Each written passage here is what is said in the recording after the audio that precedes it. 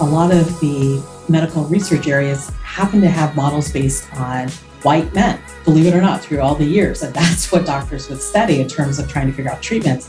And that's certainly dermatology. Most of your data models and data equity sets are based on white skin and white male skin. That's Stephanie Kauffman. I'm Cara Duffy, and this is the Powerful Ladies Podcast.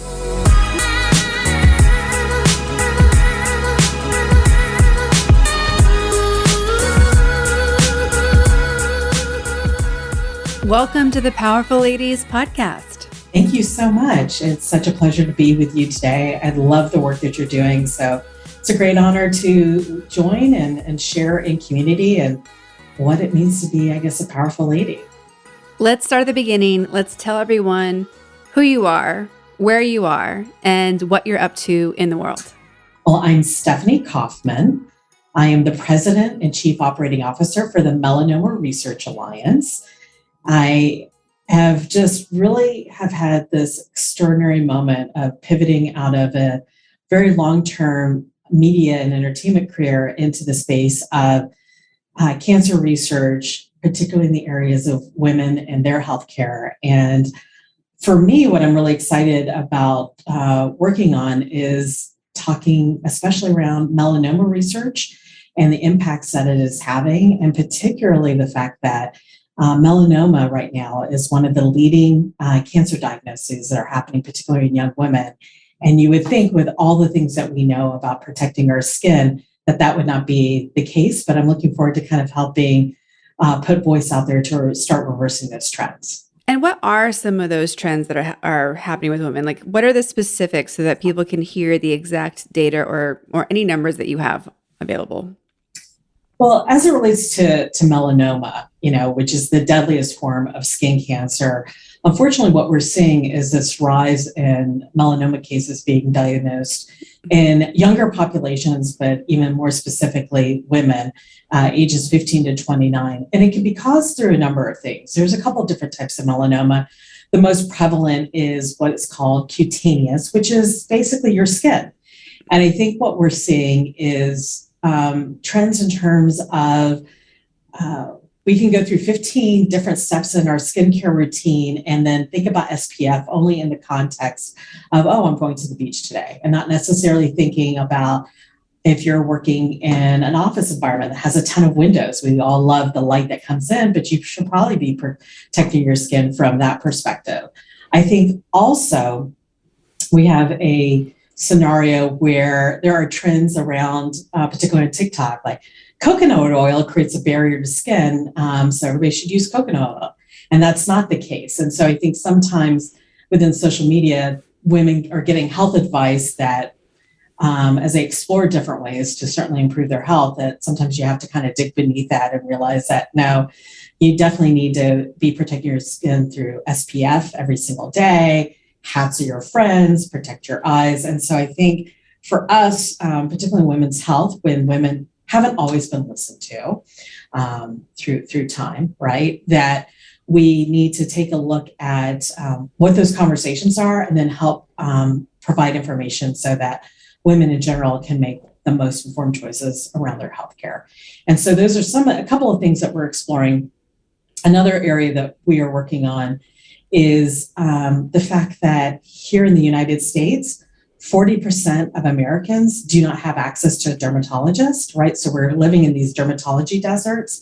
So how can we help all communities figure out ways to, if they see something suspicious on skin, well, how can they get treated when maybe the average wait to see a dermatologist can be 3 to 4 months and sometimes longer. So we're doing some investment in the areas of teledermatology, utilizing artificial intelligence to help create diagnoses in a much quicker way or better detection strategies.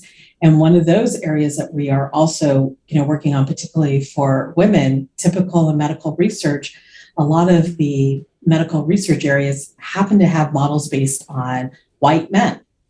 And believe it or not, through all the years, and that's what doctors would study in terms of trying to figure out treatments. And that's certainly within dermatology, most of your data models and data equity sets are based on white skin and white male skin. And so one of the areas we're also looking in is how do we create equity in dermatology to create better data sets through artificial intelligence and getting more diverse data populations so that we can create better healthcare, access to care, but also better, as it relates to cancer research, more equity in how that data is processed. And then ultimately for women within those spaces, whether that's melanoma research, but certainly in other cancer research. I am one of those people who has been waiting forever to see my dermatologist. I booked an appointment in July for November. I got a call early November. Oh, that doctor's not here anymore. Can we wait until February? I'm like, guys, like I've tried to see you in July. I just need a body scan. Like, what is going on? And I do not live in a dermatology desert. I'm in Orange County, California. Yeah. There's plenty, but none of them are available in any sort of quick time. I was able to pop into my primary care to get some things looked at just to make sure that someone else who has a medical degree could peek, but it's beyond frustrating, especially when, you're being proactive to try and do all the things that you need to do. It's a completely frustrating area.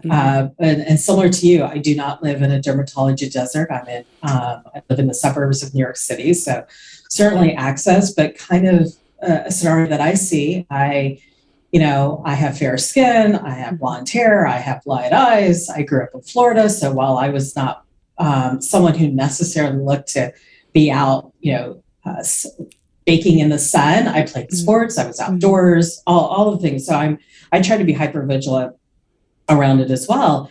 And the same situation, like we can see you in 5 months to do a body scan. But I think one of the challenges, that we hear from the community that we serve, and similar to what you're saying, is I probably could call the same dermatology practice and ask for Botox.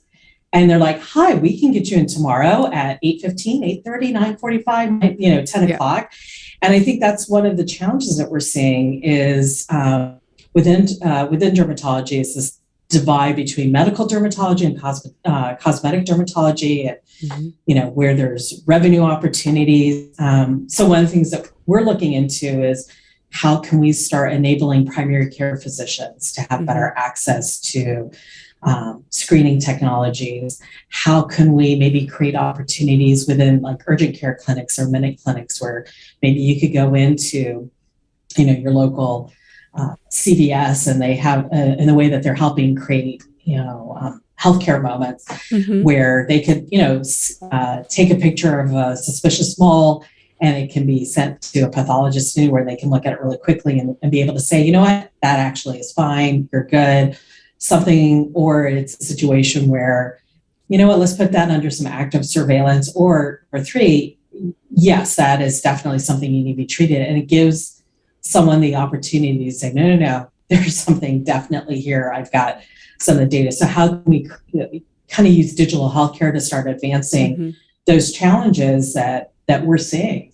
So imagine where you and I have opportunity to maybe not be in dermatology desert. Think about for those of which there's no dermatologist within a couple 100 miles. So how do we create better access to those opportunities?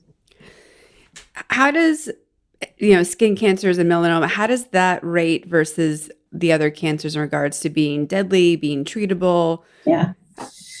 As it relates to melanoma, so there'll be about 100,000 people here in the U.S. who will be diagnosed this year with melanoma. And I, like with most cancers, if you're able to, catch it early, there's a lot of treatment options available to you. Unfortunately, about 7,000 people will die of the disease this year. What we've been excited about within melanoma research is that it's been really the pioneer around immunology and, harnessing your immune system to create treatment protocols. And so through that research, we've enabled 15 new approved therapies that have been approved by the FDA. So there's a lot more options available than even, only maybe 10 years ago. The reality is unfortunately, we still have 50% of the people who have advanced melanoma that aren't responding to those treatments. And that's one of the big things that we're solving for. Unfortunately, we're seeing some, increases within melanoma, and it can be any number of reasons why. As we get older, right? Most people assume melanoma, it's, years and years and years of accumulated sun impact. So we're seeing that. We're seeing, obviously, within the fact that our climate keeps getting hotter, sun becomes a little bit more powerful. But what a lot of other people don't realize is that they think melanoma is skin cancer, you can, cut it out and be done with it. And that's not always the case. There are some rare melanoma subtypes, like on palms of your hands, palm of your feet, and mucous membranes, like your nose, in your eyes, that we're having to look for. So, 100,000 people, if you look at that, it's probably number 5 or 6 in terms of where it scales in terms of cancer diagnosis right now. Mm-hmm. If we go back to 8-year-old you, would she have imagined that this is what you're up to today? No, she would not have. She would have been, my 8-year-old self was in Florida, very much in love with the idea of California. I watched, typical Friday and Saturday night programming series. Sorry, I'm dating myself, and I'm happy to date myself, but it was like Chips and The Love Boat and Fantasy Island. And I just remember how amazing and ethereal and magical, Southern California. So during that time, I probably would have been thinking about, like, how can I get a career in entertainment? Never thinking that first chapter of my professional career, I definitely went down that path. But the second chapter of my career in pivoting within cancer research would not have necessarily been on my 8-year-old radar at all. What was the catalyst for that pivot into cancer research? I think for so many people, it's when you in some way have been personally impacted through a life-changing diagnosis. And for me, that was through a caregiver lens as opposed to personally impacted. It was September 11th, 15 years ago. So I guess 2008. The incredible woman that I had the great fortune of working for, she's incredible today. Her name is Stephanie Sperber. She was the president of Universal Studios Partnerships, came into my office. I worked for her. I ran global alliances for her. And she's like, I found a lump. They're asking me to come in today, and I know it's not good. Will you come with me? And so we had this really incredible group of women who not only supported each other through professional, but we also were this tight group of women. We're like, we're going to support each other in all the ways that we can in life. And that's when she was diagnosed with triple negative breast cancer, which is the most aggressive form of breast cancer. And, like, okay, then what are we going to do to help you live? At the time, she was a single mom with a 6-year-old. And okay, we need to rally around that. And kind of seeing the process in which she went through, and just the fact that at the time, there was still not a lot of research or treatment protocols available for that aggressive form of breast cancer. And while, a couple of months later, while she was in the hospital getting ready for reconstructive surgery, I got a text from my sister in Georgia, in which my mom was in the hospital. She had been diagnosed with stage 4 lung cancer. And so I literally left UCLA hospital and got onto a red eye and got to Atlanta. And it was just, this year of being helping support somebody who's going through the diagnosis. And I'm happy to say that Stephanie is living her best life, and she's thriving and she's doing well. My mother, unfortunately, lost her life to disease. And it was during that time when I realized how much that cancer research was underfunded, how much that we needed to figure that out. So I personally started to get into that space. So, well, how can I, in some way contribute to helping support cancer research organizations? And so 15 years in at Universal, we had gone through our 5th ownership change when I was there. And Universal had been acquired by Comcast. And Comcast, who's turned out to be an amazing owner for Universal, was thinking about how they wanted to align some of the businesses. And so a lot of our group that I was a part of was going to be restructured. And it was a perfect time. Sometimes the universe hands you something when you least expect it. And I was like, you know what? I've done this for 15 years. It's been a great run. I'm ready to do something different. I think I want to go to cancer research. I don't know what that means, but I'm going to start Googling and figuring out where I can add value. And So let me take everything that I've learned in building corporate partnerships and sponsorships and figure out how I can maybe take those skills and translate it into the world of cancer research, which is so different than being on a movie set and making sure that the Dodge car that you've agreed to place in Fast and Furious looks a little bit different than getting into cancer research and that whole language. But that was literally my aha moment was, you know what, our whole group is going to be, reorganized, which is a nice way of saying layoffs. And I got to go now and figure out something different. That's what really gave me that moment of like thinking about my life and what I wanted my next chapter to be and purpose. And for me, I like growing and learning and really challenging myself. If you are not comfortable, growth and comfort do not coexist. I remember Ginny Ramanetti from IBM saying that. And that was definitely a place where I was definitely in a deeply uncomfortable space, but I wanted to figure out where I could grow in a different way. That's what brought me into cancer research. Well, that makes me think about, your definitions of powerful and ladies, and if they change when those two words are put next to each other. I always think it's fascinating, when there are interviews that are happening with quote unquote powerful ladies. Mm-hmm. And they talk about, strength and your resilience and the power that you have as a woman. And there's never that conversation necessarily, that happens, within men. And I think about my wonderful husband who's in finance, and he sits on panel conversations, and I don't think once he's had to talk about his strength, how he has to manage, right? Mm-hmm. But I think it's important to show up. And so when I think about powerful and ladies, what I see that as is a couple of different things. It's obviously, number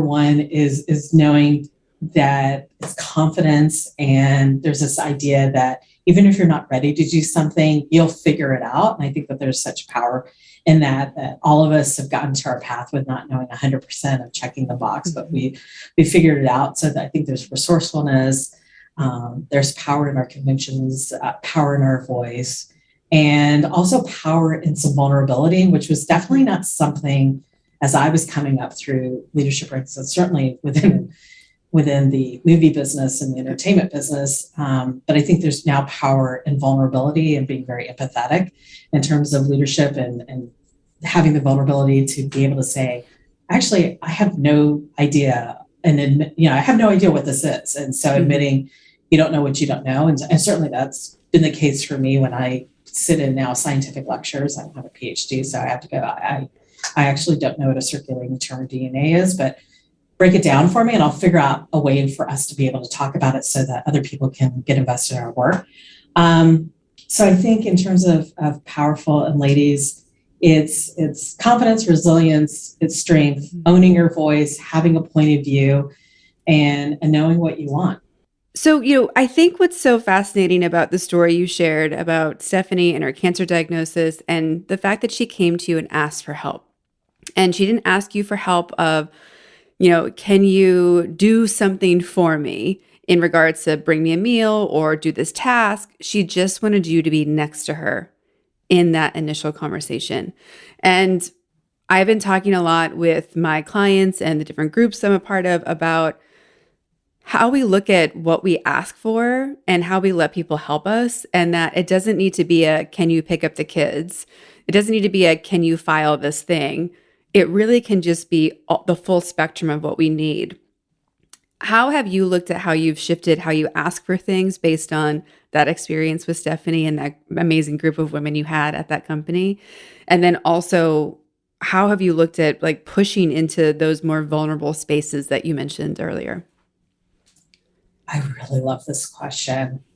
I think for me, and I think about how I, came up through my life, asking for help was not a part of my lexicon. And I think even when I've spent time in therapy, which everybody should hopefully have that opportunity to do that. I remember my therapist saying to me, you don't do vulnerability really well. And literally in that moment, I remember just this reflex of scrunching up my nose, just even hearing that word, vulnerable. I think for me over the last several years of trying to figure out asking that it's okay to ask for help. It doesn't make you weak. And in fact, it will actually make you stronger in whatever capacity you need. And verbalizing where you need help has been huge. And I think it's exactly what you were saying about in the context of Stephanie, just wanting to have somebody there to listen what was going on and to help her digest what that all meant, is it doesn't have to be the grand gesture, right? It can be as easily as, I just need someone to listen or to help me think through this. You don't have to solve for it. I need a different point of view. So for me, I think asking for help has been one of those things I've had to work on, to be honest with you. I tend to, like so many of us, right? We tend to want to help everybody else. We want to, okay, if you need this opportunity. And so one of the areas that, I've looked for help in a couple of different ways. Number one was, as I was thinking about making my pivot, okay, well, what does that look like? Because I'm going to have to redefine a little bit of who I am in terms of being in, the entertainment business and having a professional identity, based on that. So how do I talk about myself now in this role, and how do I make that shift?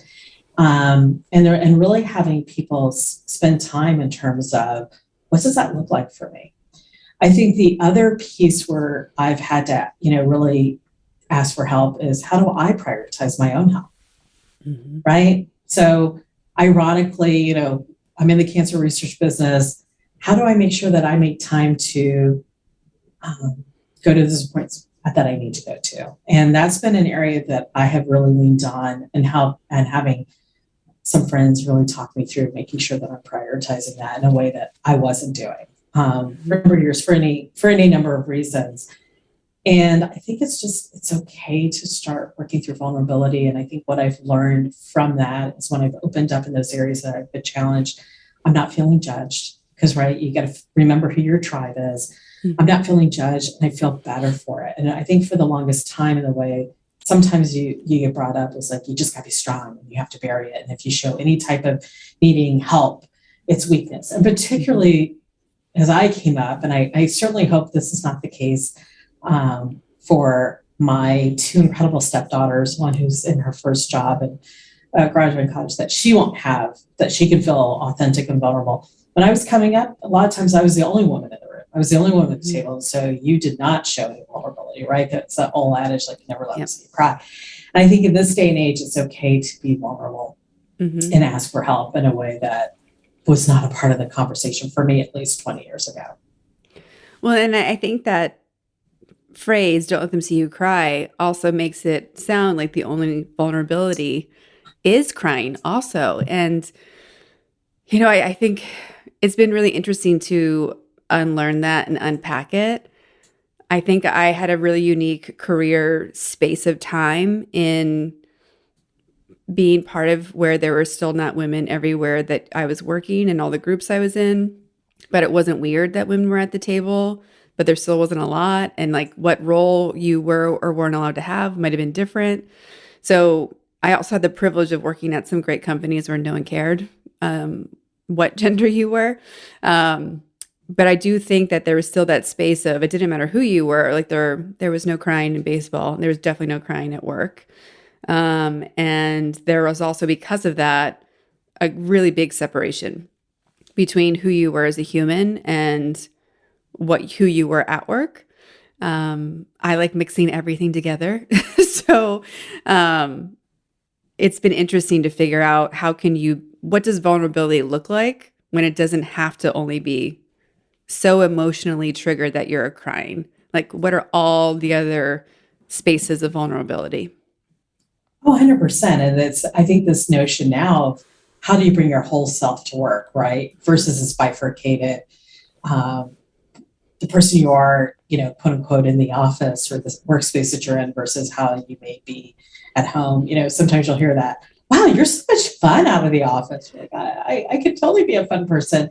And I think understanding those vulnerabilities and this idea of bringing your whole self and who you are authentically has also shaped how I think about leadership as I think about the teams that I'm a part of and the teams that I lead, is those types of conversations that would not necessarily happen all those years ago, once you allow that vulnerability to play out, whether that's, just listening to someone if they're having, a difficult time in their life and understanding how that's playing into the workspace and figuring out how to give them the psychological safety and space to be able to do that, changes that dynamic dramatically. And that's how you have then teams who will, continue to, not do the quiet quitting, right? Because they feel heard, they are allowed to be deeply authentic as to who they are, and it's celebrated. And that was definitely a switch as how I was thinking about my leadership style over these last, several years, is allowing that space to come in, and you just, the culture becomes much healthier as a result of that. Mm-hmm. Yeah, there's a lot of questions I get from clients about how to manage Gen Z, for example. And, the stereotype is that they're able to come to work and bring all their things. They walk in with all the baggage, all the stuff, and a lot of the requests of what I'm really being asked underneath that is, how do we teach them to leave some things outside of the office? Right? Like there's always like this pendulum swing. And I do think it's really interesting because I personally have a racket against the term quiet quitting because it's not being in your power. I also understand that there's like not giving your heart and soul to every job because it will not love you back. So where's that balance? And what I really hear is how many people don't have power at work and don't know how to navigate those spaces. I'm not sure what training processes, probably none. We had to figure it out that you and I went through in corporate spaces. And I always knew that I had to be more selfish potentially at work than I might choose to be selfish in a more personal environment. And I just think it's really interesting how it seems to be shifting now, and how can we leave room for being a compassionate, heart-led leader, which I know most leaders are. We just don't always put that in front of the needs, and still be really productive and efficient in the workplace. So I'm curious, how have you chosen to navigate being compassionate and being productive? It's a great thing that I think we all talk about. And, first things first, right? There's as you're talking about some of the clients that you consult with in terms of how do you navigate. So I'm Gen X. And so how do you navigate kind of the Zennial, whether that's, the Gen Z, the Zalphas. A couple of things I like to think about is number one, it can get really easy to like, they're bringing all the things into work, and not to personalize. I think sometimes I see this, and sometimes I see it actually through women, like, well, I had to go through all of the stuff, and so therefore should you. And to me, that is such counterintuitive because, for all of us who have some experience, we were kind of creating those experiences. So at least for me, my hope is that the next generation of women are not having to deal with situations where, the running joke used to be like, her ass was 2 words. And I'm hopeful that that's not going to be the case, where you can have a point of view and it's going to be heard and respected. Now, at the end of the day, the leadership may decide to go in a different path, but at least you heard, and hopefully you have some sort of rationale as to, why that path may be. A couple of things that I've taken away in terms of compassionate leadership is I always try to do what I would call a reverse mentorship. I'm really fascinated in terms of how millennials, Gen Z, what do they call the alphas now, how are they thinking about the world, and how should I be thinking about it? Because that's where we're headed, regardless of whether you like it or not. It's like when music said, we're not going to go digital, and we all listen to our music off of our phone now. Like, you have to figure out, otherwise you're going to be one of those entities that are no longer relevant, right? And so for me, I always try to just understand, like, well, take me through your thought process here, and why are you feeling this? I think also, I hugely respect, this generation who's like, I want to do good work, and I'm going to do work, and they do great work. They're like, I'm not going to give my whole life to it, because I've seen, look, my 3 stepchildren have seen me be laid off. They've seen their father, go through transitions, and they're like, and they've seen the 80-hour work weeks. And so I think they're like, look, I'm going to work hard. I'm going to do great, but I'm not going to, live to doing everything by the company, because at the end of the day, I'll end up just being like a box on an org chart. Doesn't matter how great the work is. If I'm in the wrong box, then that's what goes. So I really admire their ability to think that through so practically. And so for me, in terms of how I think about like compassionate leadership, is be willing to hear the perspective, right? And in fact, I think it's, again, it's okay to feel vulnerable. Like, I actually don't know how to do that, right? I don't know what the next trend may be in terms of digital communication, because I'm not in that space. And I think it's more than okay to listen to the people that you lead, right? They want to share their knowledge, and it's okay to be vulnerable in that moment. And a lot of times I will say to the staff, talk to me as if I'm a 2-year-old and I really don't understand this, but I want to understand it because you're telling me it's going to add value. You're telling me we're going to be able to communicate with an audience in a different way. And I think if you don't do that and you don't listen to what's coming up and you're not respectful of that, then what are those results going to look like? And then the flip side, the advice that I would give to Zennials is, we want to learn. Gen X, I'll speak as Gen X. We want to learn, but also I hope that you can be mindful that there's a lot of paths that we have navigated and opened up so that you could have those moments of conversation in a way that we certainly could not have had 10, 15 years ago with our leadership. So hopefully there's some mutual respect that can go both ways. The area that you work in is heavy. It has a lot of stress. There's a lot of sorrow. There's a lot of pressure. A lot of other people can say things like, it's not brain surgery. And you're like, yeah, but it might not be brain surgery, but it's cancer. Like, what else is more important to solve in the world? So what are you doing for yourself to stay in alignment with how your soul gets filled up, and to make sure that not only are you producing amazing work, but you are personally thriving? Cancer research can absolutely be a heavy area, because we definitely engage with patients who have been impacted, by the disease or their diagnosis. And you can get really excited about all the breakthroughs that cancer research may be having across wherever the case may be. And then it's really heart-wrenching, particularly when you see someone who's doing everything that they can. They're doing the clinical trials, or, and for whatever reason, it hasn't worked. And so you become close to the communities that you serve. And then you can get very weighted down by, what did we miss? Why is that research coming through faster? And so, yes, it can be very, very heavy. I think the first things first is you definitely have those emotions, and you can definitely 100% be vulnerable and cry in that time. I think for me, in terms of how do I process it and navigate it, it's different for everybody, is, just really kind of talking it through, letting those emotions sit in it and being comfortable a little bit within that. And then in terms of, I like to think about, okay, well, how do we honor that person and the lessons that they have brought to my life? And then also just kind of the flip side of that is, okay, what are some of the things I can be doing to help stay present and think through what's next, and not just live in kind of the heaviness of that. That's everything from just getting outside and getting some walks in, to listening to a great podcast, like someone I'm talking to right now. For me, it's also reading and just kind of setting space to be able to do that.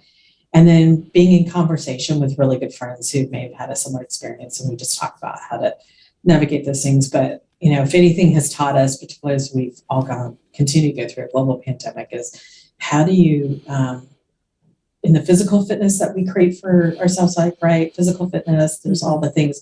How do we make sure that we give space and time for mental fitness and mental health, and accessing tools? And there's so many more tools today than there ever were. And being open about that and kind of what your needs are. So for me, it's everything from getting to some good walks, a little bit of sunshine, of course, wearing SPF and a beautiful hat, but also reading. I love interior design, like creating beautiful spaces, or at least aspiring to anyway, and listening to podcasts, and then just creating kind of, quiet time for me to just kind of reflect on where I'm at. Yeah. You are also a co-chair of the IWMF. Let's tell everyone what that is, because this is a really exciting space and very adjacent to Powerful Ladies. Yeah, so it's the International Women's Media Foundation. I've been very honored to have been to be a part of their board of directors, and I've been co-chairing the board of directors with my incredible colleague and friend, Suzanne Malveaux, who was with CNN for 20 years. She just announced that she's actually doing something different in terms of content and storytelling. What really drew me to this organization is a couple of things. What the IWMF's mission is to help create some gender equity within newsrooms.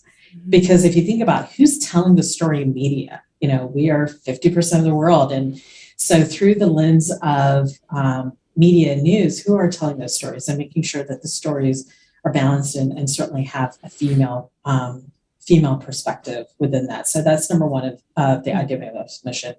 Number two is we've seen the consolidation of news outlets and media outlets. It's also helping provide some funding and support so that freelance women journalists can actually tell these incredible stories. Mm-hmm. They're often stories that nobody wants told because it brings a spotlight to some really egregious behavior around the world, particularly as it impacts, women's issues. And so giving these incredible women the freedom and flexibility through reporting fellowships to bring those stories alive. And then also, finally, for us is how do we create better equity within news media for the BIPOC communities and doing, incredible work and supporting those efforts through the Black Journalist Recovery Fund in terms of the mental health and reporting things that are happening within your community. We have an initiative for the missing and murdered Indigenous women community and starting to report those stories more. So drew me to joining IWMF is I love the news. I'm a news junkie, but also became well aware of just how little women are actually represented within the newsroom space. And so how could I help in some way to support that? Yeah, amazing. I had the pleasure of going to Mountain Film Fest in Telluride last Memorial Day, and they started off as a kind of ski and snowboarding films festival, and now they've expanded into environmental and social consciousness. And there's an amazing film, which you can now watch on Disney Plus, about the indigenous population of Brazil. And what I thought was so fascinating about that film, because it was created, produced, and directed initially by white men from America. But what they did, to your point of giving the people in the story the tools to tell the story, they gave them all cameras and taught them how to use all the equipment to record it all themselves, film it all themselves. And they had to at one point because of COVID as well. That was the bigger trigger. Like, here's all the stuff, go, keep recording. And it's completely empowered this indigenous community in a completely different way, because there's no filter, no secret biasy. There's nothing. It's just like, this is what's happening to us from our perspective. And the movie is amazing. I'll put it in the show notes because I currently can't remember it. But it's incredible. And to see, you can just see their faces change when they get to speak for themselves and they get to create for themselves. It was just such an example of how when you empower people with tools to tell their own story, that it's the next level of representation, right? We can represent you, but now are we going to let you actually speak for yourself? And I'm excited. I'm excited to see that, because it's not coming through this, packaged soundbite. Like something like that gives you the real look, and then you can make, a judgment for your own self on how you think about it. So definitely put that in the show notes, because I'm definitely going to want to watch that. That's exciting. I just Googled it. It's called The Territory. The Territory. Yeah. I'm adding it to the Yeah. 17 streaming things Yeah. that I subscribe to now. Disney Plus, got it. Yeah, Nat Geo helped fund the movie, so you can find it in lots of different ways. But yeah, the territory, it was mind blowing. I mean, there were tons of movies at that festival. So if anybody wants to go to a great festival to find new people and new stories and new things, definitely go there. It was such a treat to get to kind of be in that space. So it was very cool.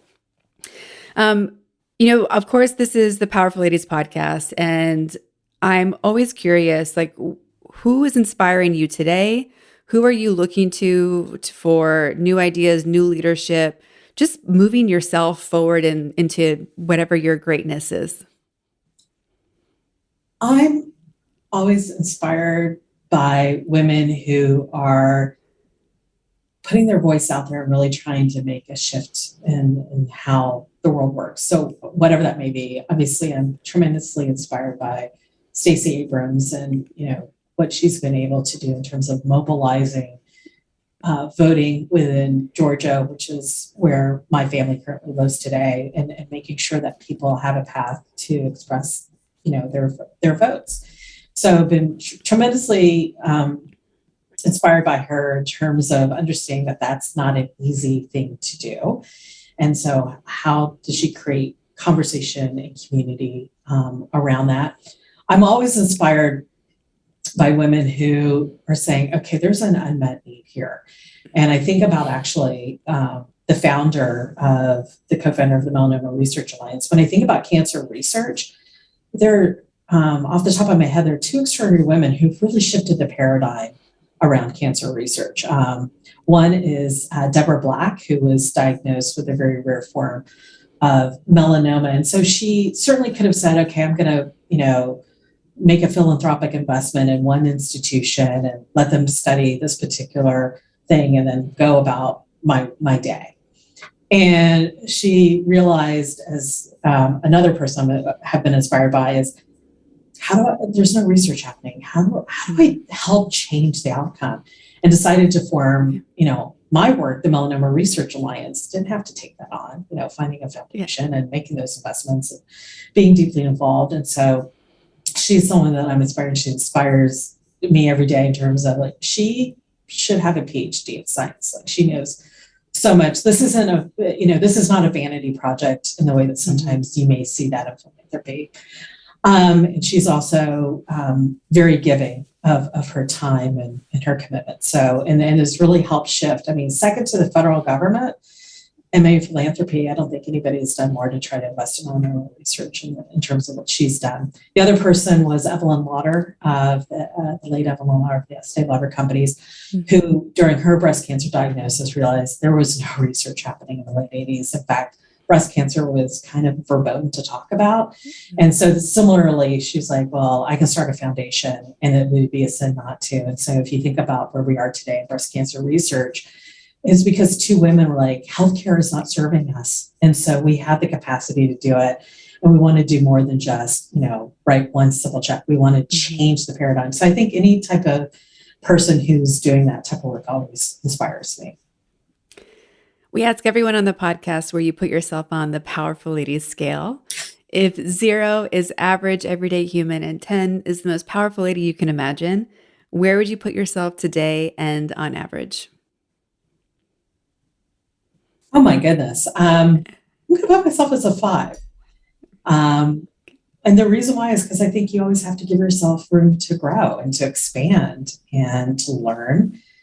So while I definitely have created power within my career, I still think there's so much more for me to be able to give and to learn and to grow. And having those different seats on the table, it's, so it's the work that I'm trying to do with the IWMF. Very fortunate to have joined the 90-Second Why Women in Fellows program as a mentor and trying to expand my role on that area.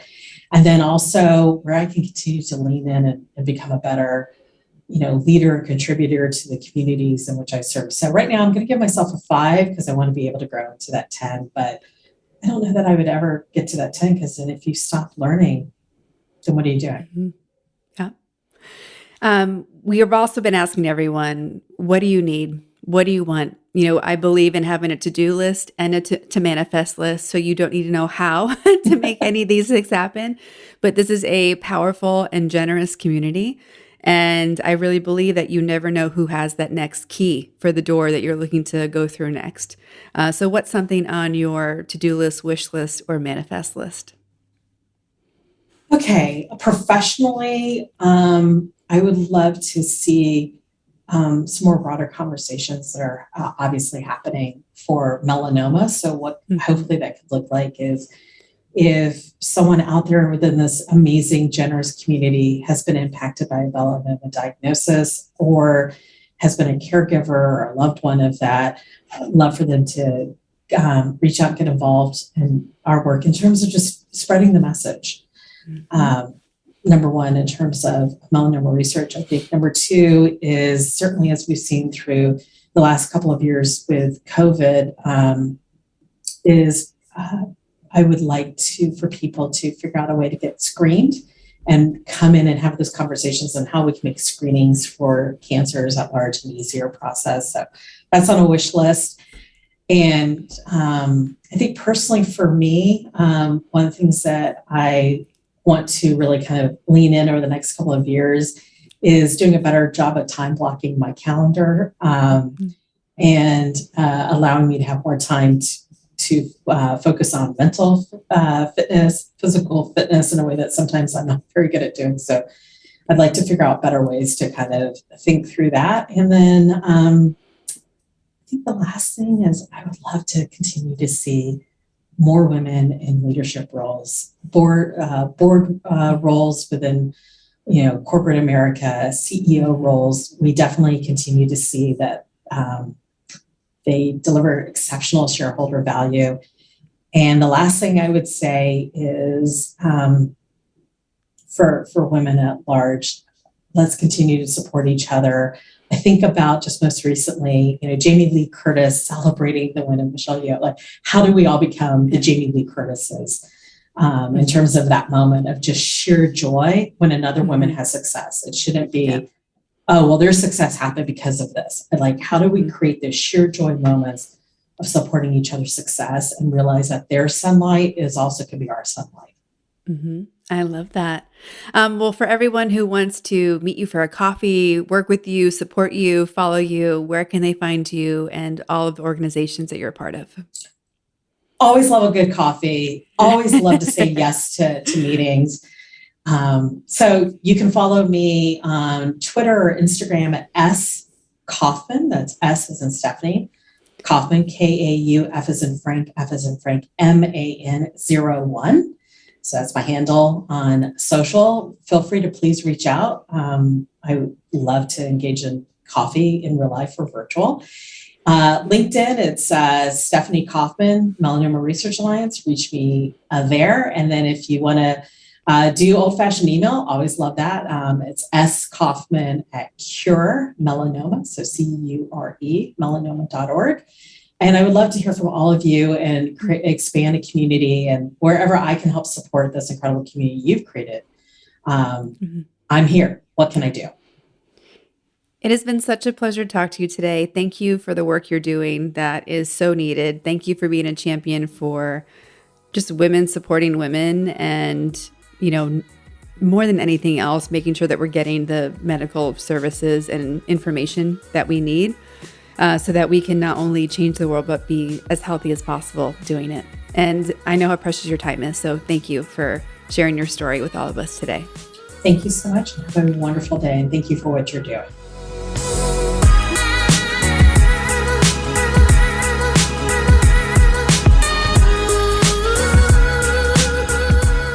All the links to connect with Stephanie, Melanoma Research Alliance, and IWMF are all in our show notes at thepowerfulladies.com. Please subscribe to this podcast wherever you're listening, and for bonus, leave us a rating and review. They are so helpful in getting this podcast noticed to those who are looking for it. Come join us on Instagram at Powerful Ladies, and if you're looking to connect directly with me, please visit karaduffy.com or find me on Instagram at Kara_Duffy. I'll be back next week with a brand new episode. Until then, I hope you're taking on being powerful in your life. Go be awesome and up to something you love.